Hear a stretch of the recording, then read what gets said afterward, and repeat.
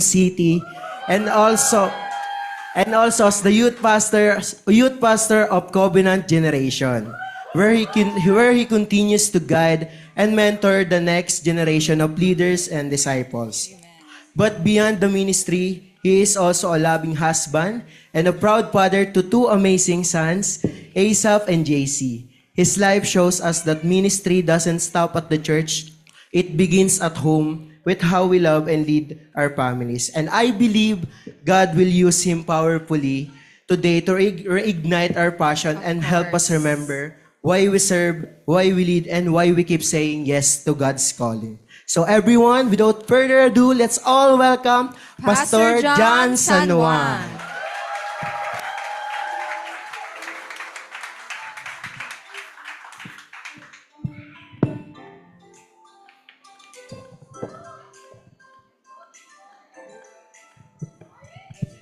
Amen. May fans club dun, ha? Alright, sige. Grabe yung introduction. Pang-conference level talaga, no? Kala ko nasa CCF ako, eh. Okay.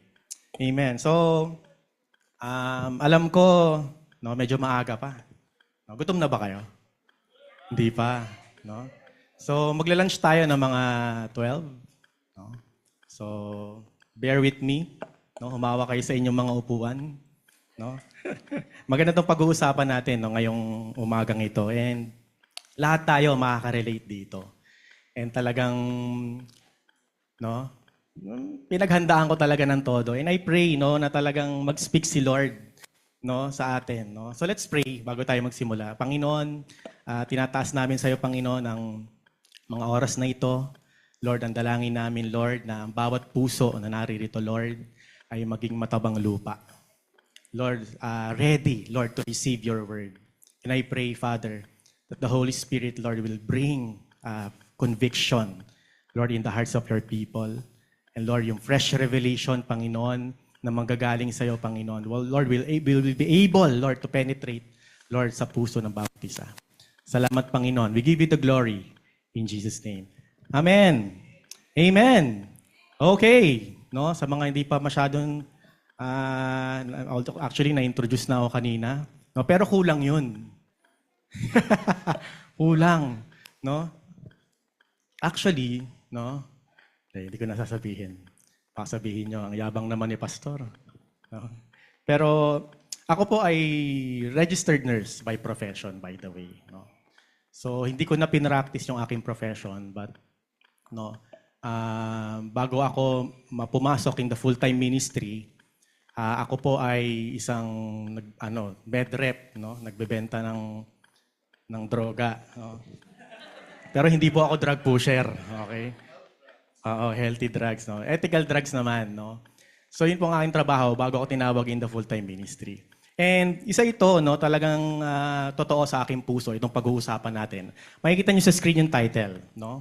Called out to stand out. Sabay-sabay nga natin sabihin, 1, 2, 3. Called out to stand out. So alam na siguro, no, pag-uusapan natin dito is about purpose and calling. Alright? So para siguro, bunta muna tayo sa pinaka-basic. Tingnan natin yung definition ng purpose. Ano ba ibig sabihin ng purpose? No, ito yung reason, no, kung bakit ka nag-exist. Amen? No? And ito yung dahilan, no, kung bakit ka lumabas sa mundong ito. No? This is the why behind your life. Yung purpose, yung layunin. No? For example, di ba, yung ilaw. Anong purpose ng ilaw? Magbigay ng liwanag. Tama? No? Anong purpose ng buto? Seed. No? To grow. No? And bear fruit. No? Ang purpose natin, alam mo ba, no, ang purpose natin bilang mga anak ng Diyos, no, actually medyo nasabi na rin kanina, no, is to give glory to God, to glorify God, and to make Him known. Amen? Diba? Yun yung mission. Ibig sabihin ng mission, yun yung rason bakit nag-i-exist, ano yung gagawin natin. No? As a Christian or as a church, yun yung purpose, ano yung layunin mo. Pag sinabi namang calling, no, ito yung specific way, no? That God wants you to live out your purpose. Ito yung how and where. Okay? Saan ako tinawag ng Diyos? No? Sa madaling salita, yung purpose is the why. So ngayon, malinaw na sa'yo yung purpose mo, bakit ka nag-exist, which is to give glory to God and to make Him known. Tama? Clear po yon? Yan ang purpose ng bawat isa. Pero yung calling is the what and the how. So dito na pumapasok yung ministry. Hello? No? Nasa worship team ka ba? Sunday school? No? Ushering? Greeters? No? Media? So dito na pumapasok yung calling. Okay? So malinaw na ba? The purpose and the calling. And this morning, no? Actually, nagpa-pray ako kay Lord. Ang dami kasing pwedeng gamitin dito. Pero nilid ako ni Lord, no? In the book of Judges. No? And I know familiar kayo dito sa story na to, yung buhay ni Samson. Sino nakakilala kay Samson? No? Konti lang? Nako. No? Actually, makikita nyo to in the book of Judges, chapter 13 to 16. Pero syempre, hindi na natin babasahin yung buo. Kasi masyadong mahaba yon. No? Pero, no, bear with me, try nating alam mo yon, i-summarize habang dinadaanan natin. Yung book of Judges, para lang sa kaalaman ng lahat, no, to give you a context. Ito yung panahon, at ito yung nangyari after mamatay ni Joshua in the Bible. Okay? Nakakasunod ba? Nagbabasa ba ng Bible? Hello? No? And ito yung panahon na kung saan wala silang hari. At lahat ng tao, ginagawa nila yung tama, na tingin nila, sa mata nila, yun yung tama. So, can you imagine, rampant yung wickedness, tama? And makikita nyo, yung book of Judges, parang paulit-ulit siya. Hello? Merong cycle yung book of Judges, no? Magkakasala yung mga tao, tama? Tapos iiyak sila kay Lord kasi, no, i-allow ni Lord na masakop sila ng kaaway, no? Tapos iiyak sila, and then si Lord magpapadala ng deliverer or parang savior. Hello? Okay, nakakasunod? So alam natin sino yung mga judges, si Deborah, si Gideon, at isa doon si Samson. Tama? At marami pang iba. No? And then after nilang i-save ni Lord, yun na naman, may peace. Tapos yun na naman, babalik na naman. Nakasunod kayo? Nabasa niyo na yung Book of Judges? Hello, nandiyan pa ba kayo? No? So yung Judges, kung naisip nyo, Pastor, yan ba yung Judges na sa hukuman? Hindi. No, yun nga yung Judges, ibig sabihin, ito yung mga nire-raise ni Lord nung time na yon para iligtas ang bayan ng Israel. Hello? Nandiyan pa ba kayo? No? And ito yung maganda, hindi sila perfect. No? Hindi sila perfect. No? Pero ginamit sila ng Diyos para iligtas yung kanyang bayan o yung kanyang mga tao. Amen? Perfect ka ba? Hawakan mo yung sarili mo. Perfect ka ba? Hindi, pero ginagamit ka ni Lord. Amen? No? So si Samson, summary lang, he was incredibly gifted. No? Uniquely called, and yet, no, siya ay nag-i-struggle, no, with being set apart. No, alam ko pinag-usapan niyo ito mga bagong silang. Actually, pinapanood ko yung mga live stream nyo. No? And si Pastor Angela, Pastor Sam, pag nagpipreach sila about sa series nyo na Set Apart, napakaganda, di ba? Right? Na-bless ba kayo doon? No? Medyo may konti na pag-uusapan natin dito. No? And si Samson, mareremind tayo na kung saan that you can be called by God and still lose direction. If you forget bakit ka tinawag. Amen?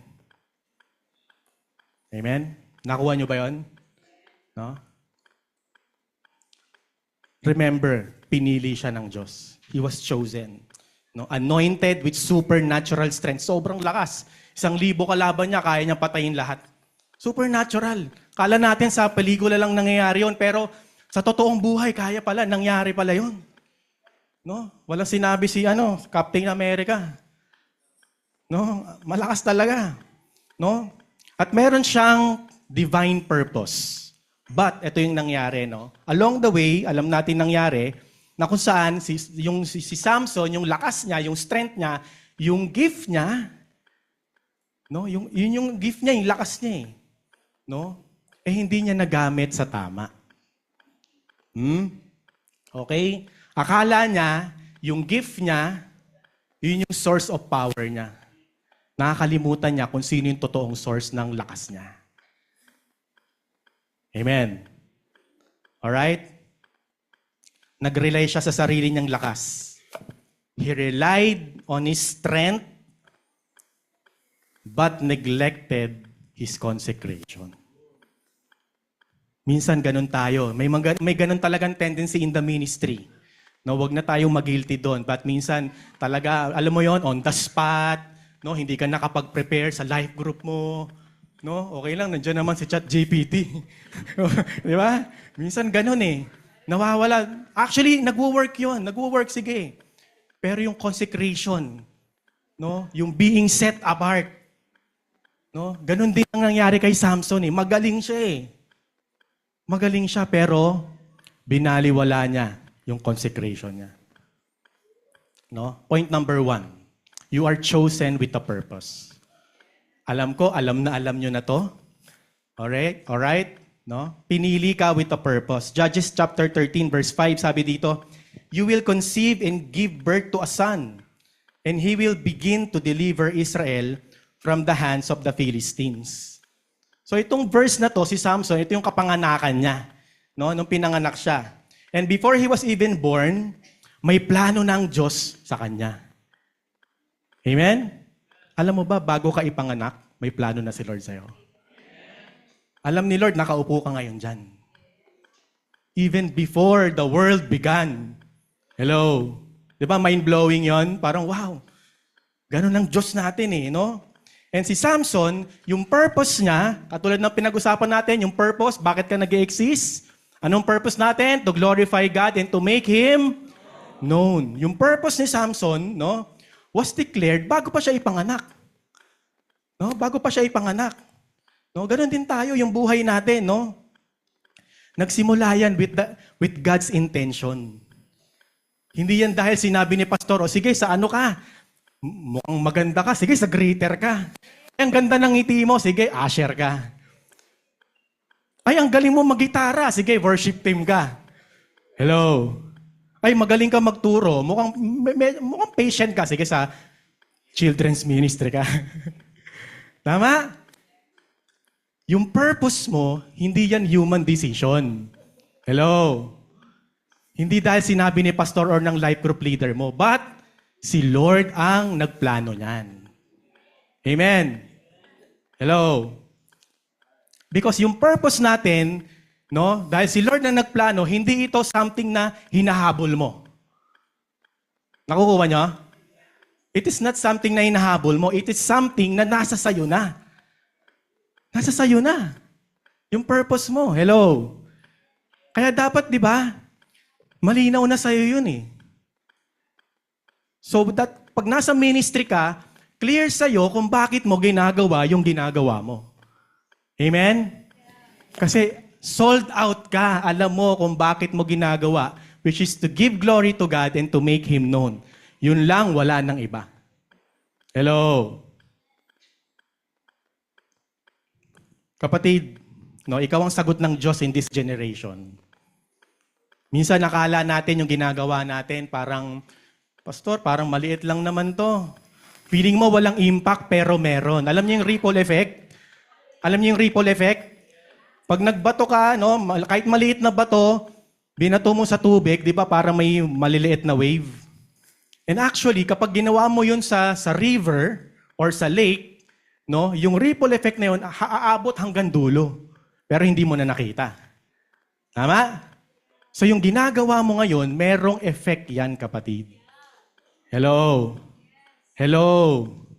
No? Parang gutom na kayo, wala pang 12:00 ha. No? Jeremiah chapter 1 verse 5. No, sabi dito, before I formed you in the womb, I knew you. Before you were born, I set you apart. Alam mo, napakaganda nito. Ewan ko kung hindi ka mayayanig dito. Si Lord ang nagsasabi dito.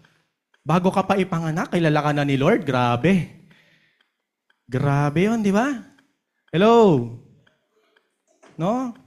Hindi ka lang tinawag ni Lord para mag-exist sa mundong ito. No? Tinawag ka ni Lord to make a difference.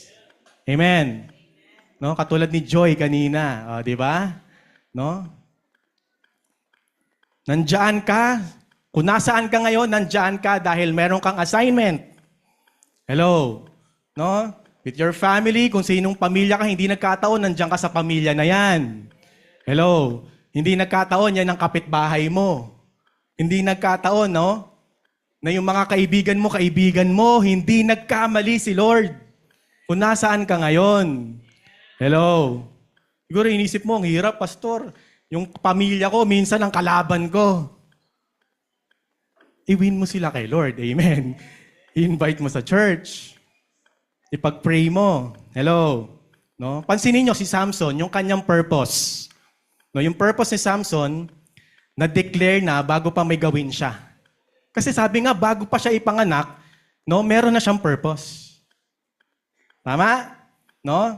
Hindi niya kailangang i-earn, hindi niya kailangang i-prove yung sarili niya, no? Because it was already declared. Hello? Malinaw po ba? Dahil pinili ka, kapatid. Sabi mo sa katabi mo, pinili ka. No? Pinili ka. No? Instead na tanungin mo, Lord, bakit ako ganito? No? Bakit ganito yung sitwasyon ko? Bakit siya ganon, ako ganito? No? No? Instead of saying that, dapat nang sabihin mo, Lord, how do you want to use me in this situation? No? With my family? With my friends? Hello? Diyan pa ba kayo? No? May kape pa doon. Point number 2. Ito. Na-share to ni Pastor Angela sa Bagong Silang. No? Called to live a different kind of life. Tinawag ka, kapatid. Pero hindi ka lang tinawag. Tinawag ka para mabuhay ng kakaiba. Ano yung sabihin yan? Ang kakaiba na yan. Judges chapter 13 verse 7. Sabi dito, the boy is to be a Nazirite of God from the womb until the day of his death. No?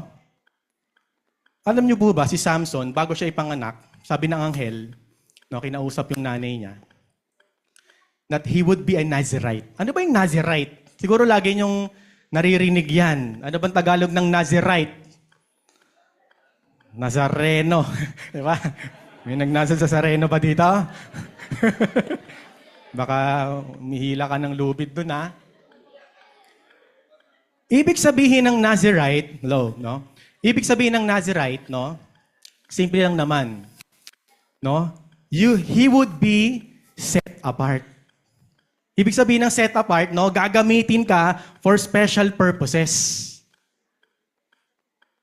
Hello? No? And sa mga di nakakaalam, ang Nazirite po, kung babasahin nyo in the book of Judges, yung vows, no? Yung vows na ginawa is, unang-una, hindi siya pwedeng uminom ng alak. Hindi niya pwedeng gupitin yung buhok niya. Okay? Hindi siya pwedeng humawak na anything unclean or dead. Bawal. Pastor, ang daming bawal, ah. No? Itong mga rules na to, hindi to about religion. No? But, no, ito yung symbol of total devotion to God. Hello? Right? Nakuha nyo? Kasi parang ang daming bawal. Hindi pa nga pinapanganak, stress na siya. No? Ang daming bawal.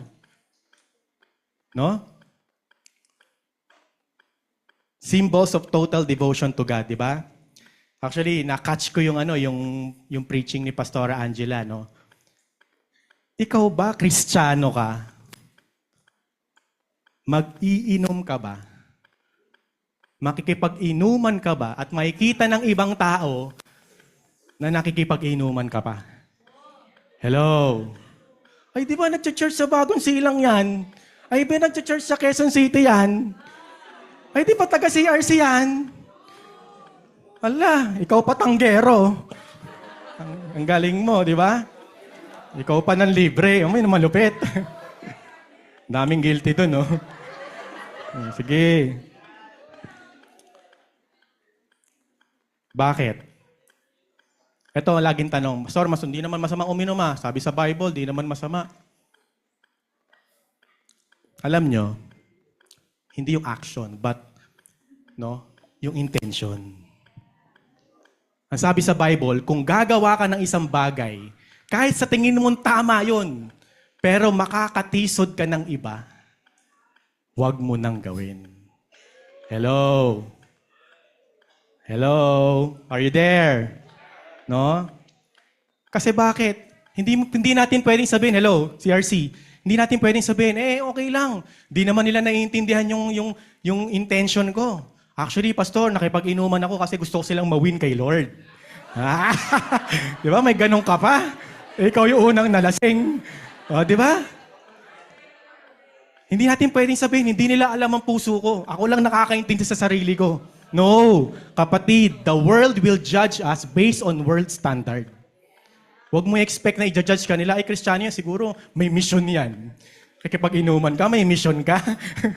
Ang galing mo, di ba? Hello. Si Samson, hindi siya pinanganak na ordinaryo. Okay? Hindi siya pinanganak na ordinaryo. He was born set apart. No? Dineclare na ni Lord yung calling niya. No, ito yung isang katotohanan. No?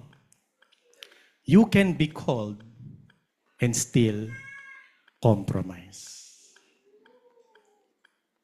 Ulitin ko yun Pwedeng tinawag ka nga ni Lord pero nagko-compromise ka pa rin sa faith mo, sa calling mo. And you can be chosen and still chase the wrong things. Yan ang nangyari kay Samson No? Alam nyo, nabubuhay tayo in this generation na kung saan hinahabol natin yung Alam mo yun, yung parang praise, alam mo yun,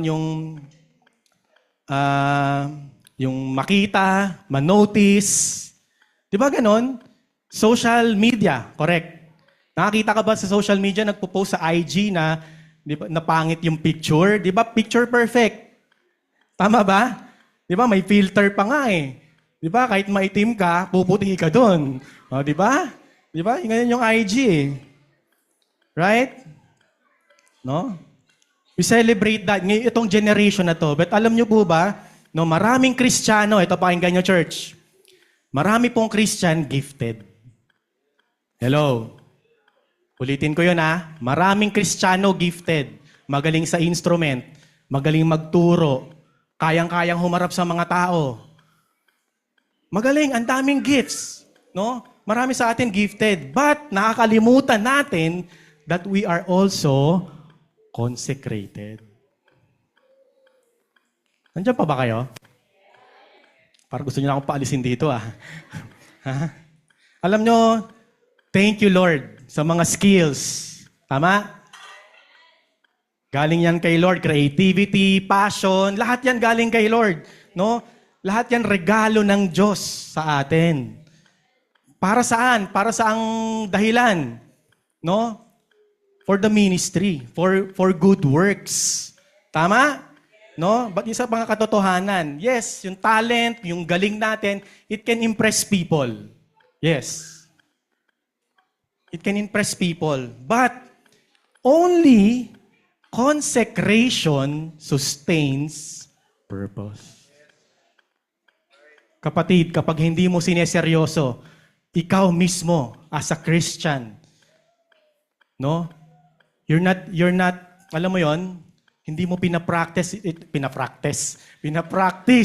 itong consecration, being set apart. Pag hindi mo to pinapractice, anong mangyayari? No? Ang sabi dito, hindi mo masusustain yung purpose. Hello?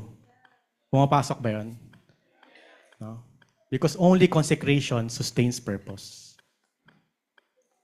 Kasi kung hindi, mapapagod ka lang along the way. Alam na natin meaning ng consecration, to be set apart for God's use. Tama, si David, no, alam natin yung story, pinili siya hindi dahil siya yung pinaka most skilled warrior, dahil magaling siya, tinalo niya si Goliath, but pinili siya because he is a man after God's own heart. Alam niyo ba ibig sabihin ng a man after God's own heart? No, kung anong desire ng Diyos, yun yung desire ni David. Wala nang iba pa. Tama? Hello? Hello? Ito ang challenge sa atin, no? Gagamitin ba natin yung gifts natin, no? Kung nasaan ka ngayon, yung call sa'yo ng Lord para lang makita ng tao? Or, no? We will set ourselves apart para makita ng Diyos. To be seen by God. Alam mo, nakaka-stress mag-ministry kung iniisip mo yung sasabihin ng ibang tao. Nakaka-stress yun. Right? No? Mas maganda nang i-please ko si Lord kaysa i-please ko yung tao. Tama ba? Hello? No? And kapatid, no? Siguro, sabi sa 1 Corinthians, wala dyan sa slide, 1 Corinthians 15:58, actually ito yung life verse ko, no, in the full-time ministry. Sabi doon, no, be immovable. Always give yourselves fully to the work of the Lord. Ibigay mo daw yung sarili mo para sa gawain ng Panginoon. Bakit? Because you know that your labor in the Lord is not in vain. Sa madaling salita, yung ginagawa mo para sa Panginoon, no, hindi yan baliwala. Nakita yan ni Lord. Amen. Hello. Di ba? Set ka ng life group. Okay. Pagdating ng life group nyo, biglang walang dumating. Di ba? Ang galing. Hello. Tama? Pero nakita pa rin ni Lord yon. Amen. Nakita pa rin ni Lord na nag-prepare ka, pinag-pray mo pa din, kaya lang, yun nga lang, walang dumating. Tama? No?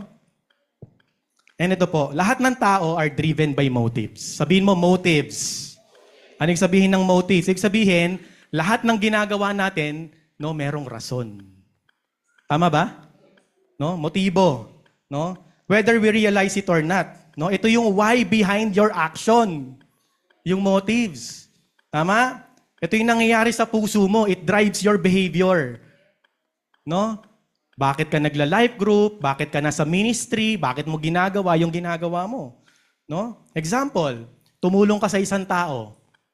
No? Anong maaring motibo ng isang tao? Ba't siya tumulong? Maybe because concerned siya, mahal niya, tama? Or gusto lang niyang makatanggap ng papuri. Pwede yon, correct? No? Or pwedeng nagsiserve ka sa church. Nagsiserve ka sa church, no? Yung motibo natin, pwedeng, ino-obey ko si God eh. Tama naman yon, correct? Or ang motibo pwede ring, alam mo yon, para mukhang spiritual. Hello? Hello? No? Same action, different motives. So ang sinasabi ko po, no, kaya nga dapat sold out ka alam mo yon, kung ano yung purpose mo. Kasi kung hindi malinaw sa iyo yon, laging mababahiran ng maling motibo. Hello?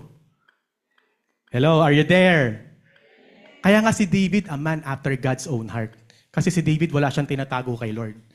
Ano pa itatago mo kay Lord? Alam niya lahat eh. Even the deepest, alam mo yon?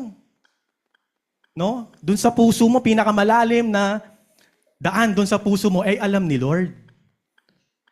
So dapat every time na may gagawin tayo, Lord, 'di ba? I-check mo yung heart mo, tama? Alam ko narinig niyo na 'to. Kailangan i-check mo yung heart mo. Bago ka tumuntong sa pulpit, bago ka pumunta sa life group, bago mo gawin yung ministry, Lord, check my heart. Baka mamaya merong ako dito. Kailangan ikaw lang. Hello. Are you there? No? Introduction pa lang po. Joke lang. No? Ang kagandahan kay Lord, no? Siya yung nakakita ng difference. Siya yung nakakita ng difference. Kaya nga hindi natin malilin lang si Lord eh. Tama? No? Proverbs chapter 16 verse 2 sabi dito, all a person's way seem pure to them, but motives are weighed by the Lord. CRC, alam nyo, hindi nakatingin si Lord kung ano yung ginagawa mo. Pero nakatingin siya, bakit mo yun ginagawa? No? Nakuha ba? Kasi God looks at the heart. Pwedeng ma-impress ang tao, ang galing naman niya, grabe, ang sipag naman niya. Pero kung mali ang motive mo, bakit mo ginagawa yon? Then, yung sacrifice na yon, pag sinunog, abo. Hello? Dapat pag sinunog yon sa heaven, nagiging precious stones. Amen? Kaya mahalaga ang heart. Kaya ngayon yung first topic natin.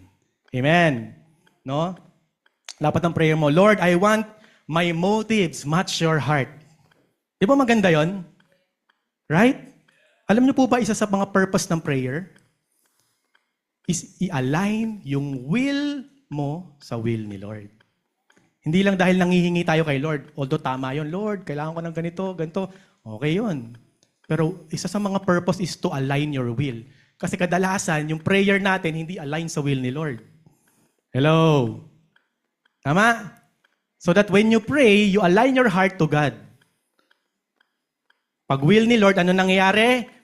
Nangyayari. Yung will niya. Okay? No? Sa mundo, no, yung mga tao sa mundo. Sino yung mga tao sa mundo?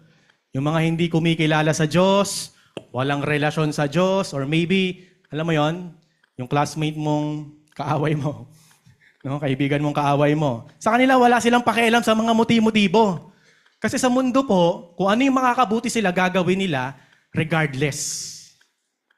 Tama? Sasagasaan nila ang lahat para lang kung ano yung makakabuti sa kanila. Ganun ang mundo eh. So wala silang pakialam kung ano yung motive na yan. Okay, yung mga tao sa mundo. Ba't kapatid, iba ka? Sabi mo sa katabi mo, iba ka. No, tinawag ka to live a different kind of life. Hello?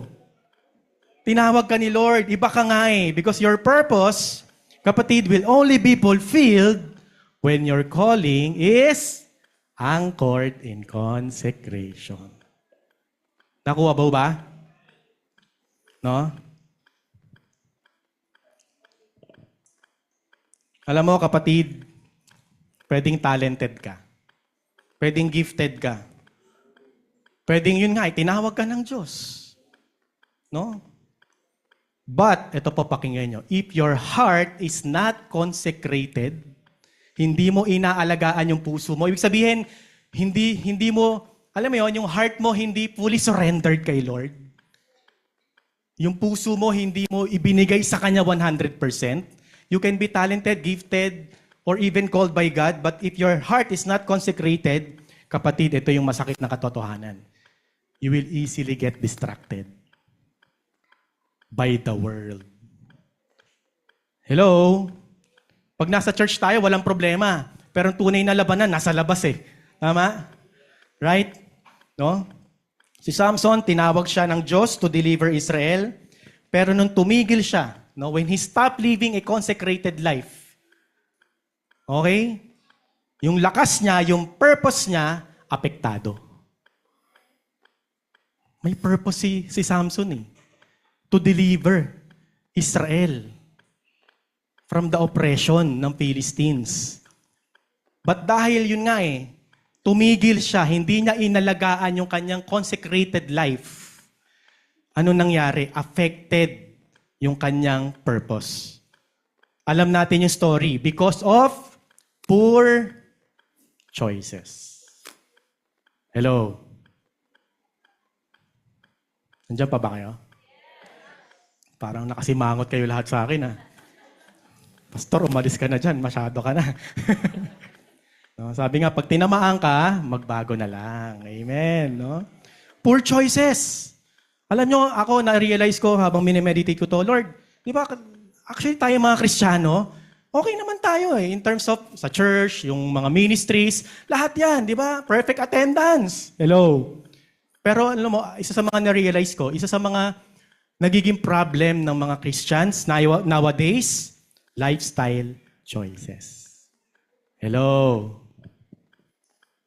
Tama ba? No? Biktima din ako niyan. Alam niyo po ba, 39 years old na ako ngayon. Hindi halata, no? Hey. Mga 18 lang, pastor. Sige, bibigyan ko 500 magsasabi nun. So, 39 years old ako, no? Pero alam niyo po ba, at the age of 29, nung batang-bata pa yun, bago pa ako mag-30s, nagkaroon ako ng gout. Gout.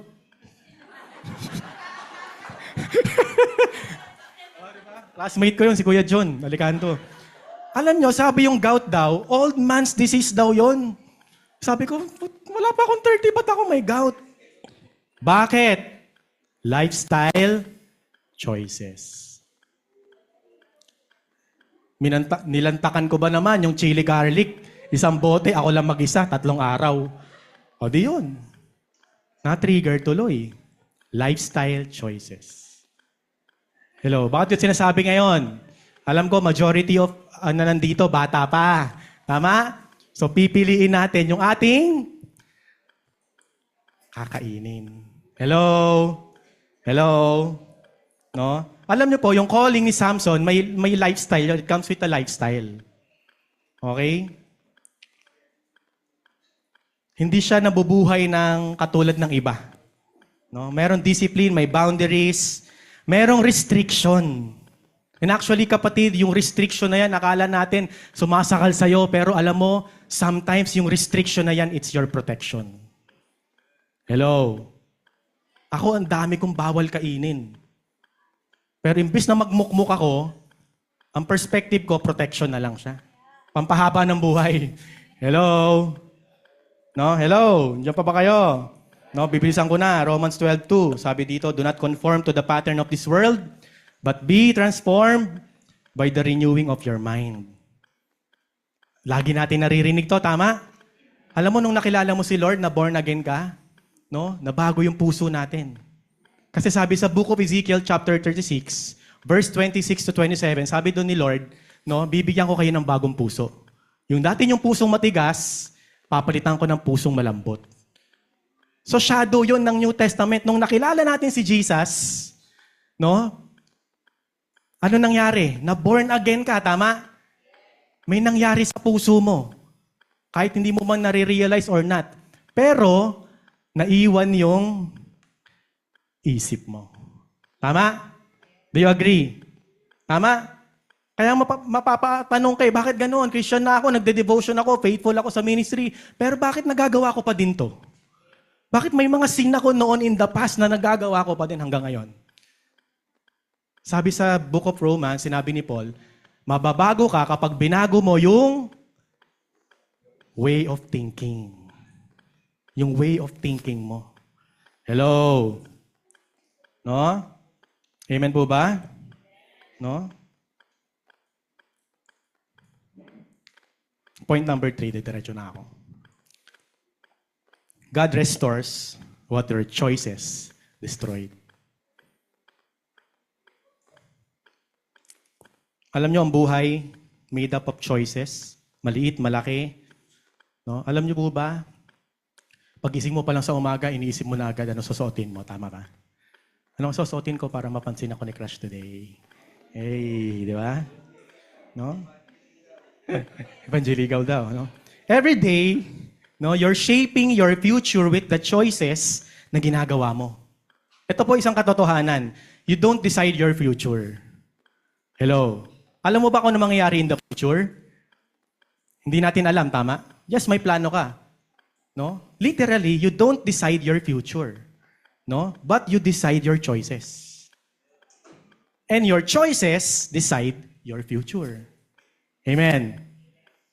No? Example, gusto mong makatapos ng pag-aaral. No? Estudyante ka pa lang ngayon. Yun yung gusto mong mangyari in the future. Pero kung yung choices mo hindi magmamatch dun sa gusto mo mangyari in the future, ano mangyayari? Hindi mangyayari yon, tama? Because yung future mo nakadepend sa mga choices mo. Amen. Amen? Alam nyo, ito yung isa ng mga pinakamahirap mag-navigate sa Christian living. o sa buhay ng Kristiyano. Bakit? Kasi yung choices, remember, no? Hindi bina-violate ni Lord. Pag ginusto mo at desidido ka na, may magagawa ba si Lord? Hello? Amen. Kaya dapat, no, yung choices mo, bantayan mo. Amen. Hello? Yan pa ba kayo? Tatlong katotohanan about choices, mabilisan, bago tayo magtapos. Una-una, your choices today shape your tomorrow. Amen? No, alam niyo po ba, ang average person ay gumagawa ng desisyon, 35,000 decision per day. Ang dami, no? Feeling ko, 5 lang ginagawa kong desisyon araw-araw. Pagising ko, magkakape ba ako o hindi? Di ba? Magbabike ba ako o hindi? Ay, umuulan, no?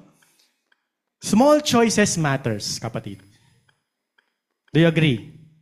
No? At itong mga small choices ito, it matters at dito rin sumabit si Samson.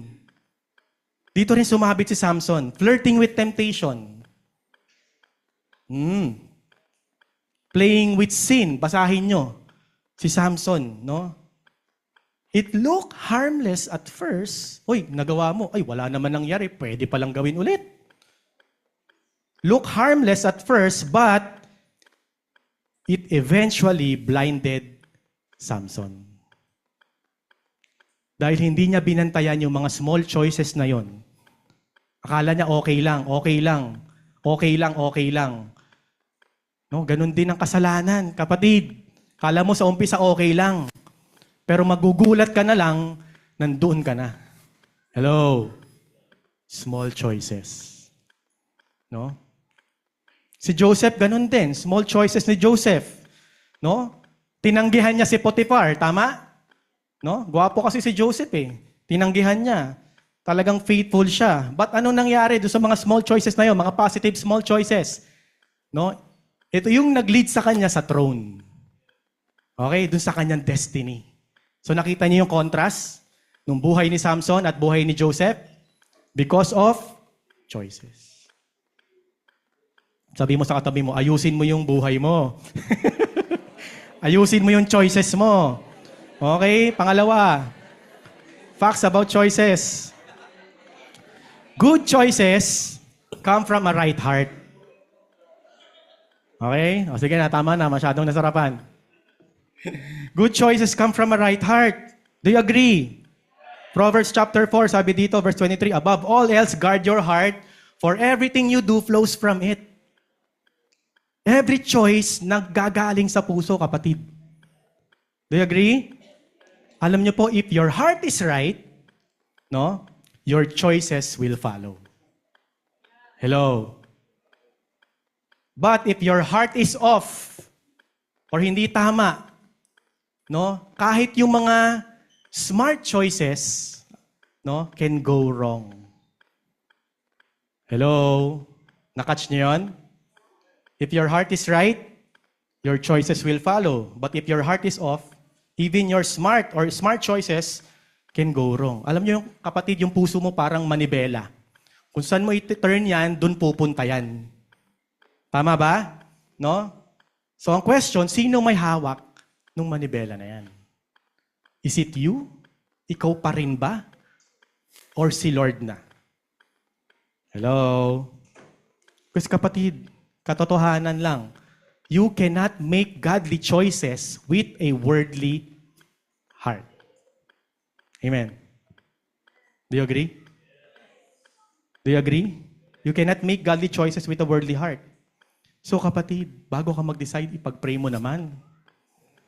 Tama ba? Ipag-pray mo naman kung siya na ba talaga. Ipag-pray mo naman yung mga decision mo, lalo na major life's decision, ipag-pray mo naman.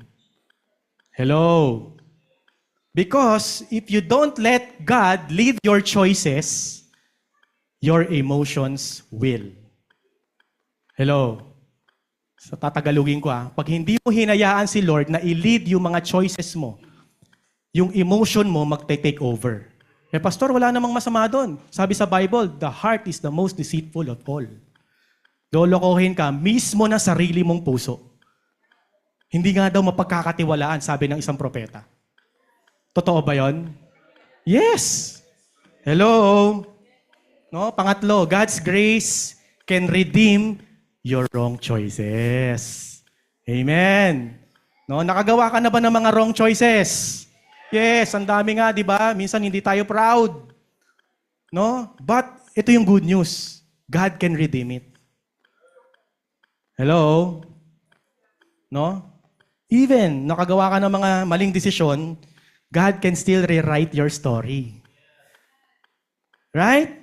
No, si Samson, doon sa ending nung chapter 16, no, gumawa siya ng isang final choice. Tumawag ulit siya kay Lord.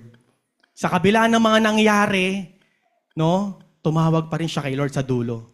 No, even in his brokenness, sabi ni Pastor AJ kanina, no, even in your brokenness, God can use you. God can still use you. Amen? Yun ang maganda kay Lord eh. Yung mga bad decisions mo noon, hindi niya itatama, but i-redeem niya. Kasi gagamitin niya yung mga bad choices na yon, no, for His glory. So yung weakness mo, maging kalakasan mo. Amen? Hello? No? So dito ako magtatapos. Alam niyo yung story ni Samson? It's a warning actually. And wake-up call. Kasi lahat po tayo dito, I believe, malinaw sa atin kung bakit tayo naririto. Tama ba? We are called. Meron tayong purpose. No? May mga kaluluwa na naghihintay sa labas. At ikaw yung sagot ni Lord doon. Ikaw yun. No? At kapag hindi naging malinaw sa atin ito, no? And I'm praying na itong mga napag-usapan natin, no, mag-serve siya as wake-up call. Oo nga, no? Maring minsan hindi ko na-check yung heart ko. Maring may mga small choices ako minsan na parang akala ko okay lang, binabrush off ko lang, pero nagkakaroon pala ng impact. Eventually. No? Kapatid, sabi mo sa katabi mo, you are called. You are chosen.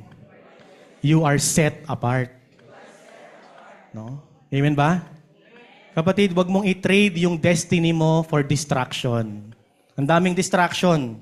No, wag mong ubusin yung lakas mo sa maling tao. Hello? Or sa maling purpose. Remember, anong purpose natin? To give glory to God and to make Him known. Yan ang purpose mo. Huwag mong ubusin yung lakas mo sa ibang dahilan. Ibigay mo yung puso kay Lord at sa nararapat. Amen po ba? No? When you stand out for God, no, the heaven stands with you. Tandaan mo yan. Hindi ka pupunta ng life group mo, mag-isa ka lang. No? Buong sangkalangitan kasama mo. At mga anghel. Kaya dapat malakas ang loob mo. Amen? No? And ito yung maganda. Hindi nag-aas si Lord na maging perfect ka. Wala namang perfect sa atin dito. Tama ba? No? But He's asking for surrender. Amen? So bago ako magpatuloy, let me call Jane, no, to share a testimony, no, about this. Palakpakan natin si Jane.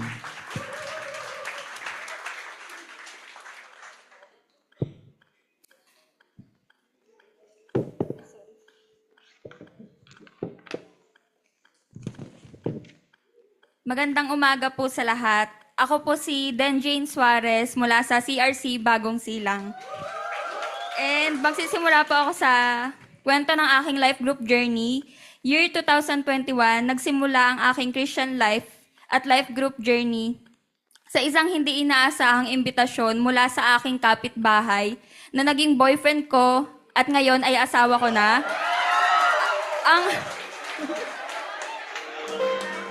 Ang pagpapatuloy ko rito ay hindi coincidence para sa akin, kundi isang patunay na itinakda ako ni Lord makarating sa kung saan ako nararapat. Dati po, ako ay isang believer na introvert at walang malinaw na direksyon. Ngayon, ako ay isang believer na handang isuko ang lahat kay Lord at lubos na nagtitiwala sa kanyang kalooban. Dati, akala ko, ayos lang mag-isa at sarilinin lahat ng problema. Ngunit isa sa mahalagang tinuro sa akin ni Lord ay ang katotohanang hindi niya tayo dinisenyo para maging mag-isa. Talagang nagbago ang buhay ko nang tinanggap ko siya at nagpa-disciple ako sa aking life group leader na si Pastora EJ. Alam ko na ginawang instrumento ni Lord si Pastora EJ, Pastor Sam, sila Mami Zen and Pastor Jean para mas lumalim ang aking pananampalataya. Nagsimula po ako sa pagiging disciple, nag-encounter, naging ministry co-captain ng Asher. Hesitant po ako nung pagkabigay sa akin ng i-disciple ko, but I took the challenge. Una ko pong hawak ay J12 Kids at nagkaroon po ako ng desire na humawak ng youth. I always check to Pastora AJ if may new youth and nag-aabang po ako na mako-consolidate ko hanggang sa nagbigyan po ako ng opportunity na humawak. I started with 3 youth disciples and now 7 na po sila na aking disciples in 4 months. And isa po sa bagong disciple ko is nakapag-encounter na din. Every time na may bago, isa ako sa naglo-look forward na lumago pa ang aking life group. Gusto kong magpatuloy sa pagla-life group dahil alam ko na nag-glorify ko si Lord sa gawaing ito. Gusto ko na kung paano naging bahagi ng life group ang aking journey sa pagbabago, maging instrumento rin ako sa mga hinahawakan ko para manatili sila kay Lord. As a life group leader, mas masarap na magpa-disciple at mag-disciple. Ako po si Denjin Suarez. Malayo pa, ngunit malayo na sa dating ako at ito po ang aking life group journey. Thank you po.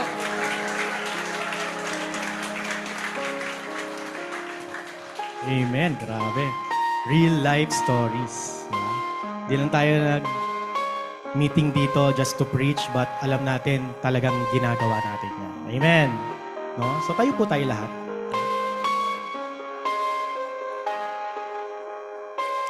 Alam niyo po, ang daming mga sinabi, no? Ang dami nating narinig this morning. But, siguro inisip mo, Lord, paano ba? Paano ba ako magsisimula? So maybe, no? Alam natin, hindi nagkataon na nangyari ito. Talagang tinalaga ng Panginoon. Maybe yun na eh. Nakaupo ka ngayon dyan, nandito ka ngayon. No? Pinili ka ng Diyos. Pinili ka. Pinili ka niya. You were created for something great, for something eternal. Maybe, no? Yung buhay because of your life, alam mo yun, minsan mahirap, parang nagda-doubt ka na. At alam mo, today, nire-remind ka ni Lord, pinili kita. Pinili kita. Meron siyang plano sa buhay mo. Yun yung mistakes mo, maaaring may mga nagawa kang mistakes noon, but God is bigger than your mistakes. Amen po ba? At gusto niyang i-redeem kung ano man yung mga bad choices na nagawa mo. No, i-redeem ni Lord. Amen? Let's pray. Father, we thank you, Lord, Panginoon, for your word. Lord, thank you that your presence is here right now. Lord, you are ministering, Lord God, to the hearts of your people. And salamat, Panginoon, because you are revealing or something, Lord, Lord God, na alam nila, Panginoon, na Lord, sila talaga yon, Panginoon. And thank you, Lord, that your Holy Spirit will lead us into all truth. Lord, let that conviction, oh God, Lord, makapag-penetrate, Lord, sa puso ng iyong mga tao this morning. Lord, salamat, Lord, even in our weaknesses, Lord, ikaw ang aming kalakasan. So, Lord, gamitin mo, Panginoon, ano man yung past life namin, Lord. Ano man yung mga mistakes in the past. But, Lord, gamitin mo lahat ito, all for your glory. And salamat, Lord, starting today, Lord, tulungan mo kami, Lord, to live a consecrated life. Lord, naseryosohin namin, Panginoon. Lalong-lalo na, Lord, yung aming mga small choices. Akala namin, Lord, hindi nagmamatter. But, Lord, in your eyes, Lord, nagmamatter. So, Lord, salamat, Panginoon, that you're revealing, Lord, these things. Hindi mo ito itinago sa amin. But, Lord, pinapakita mo, Lord God, not to condemn us, Lord, but, Lord, to redeem us, Lord God, to set us free, Father. We thank you, Lord. We give you all the glory, the honor, and the praise. In Jesus' name. Amen. Come on, let's give God a hand of praise. So, as processing time, no, get a partner at meron tayong tanong na sasagutin dyan. English and Tagalog na po yan. Okay? So, pag-usapan nyo lang ng partner mo. No? get a partner, grab a partner. And then sa dulo, mag-pray kayo. Alright? Okay ba yun? Sige po, let's do this.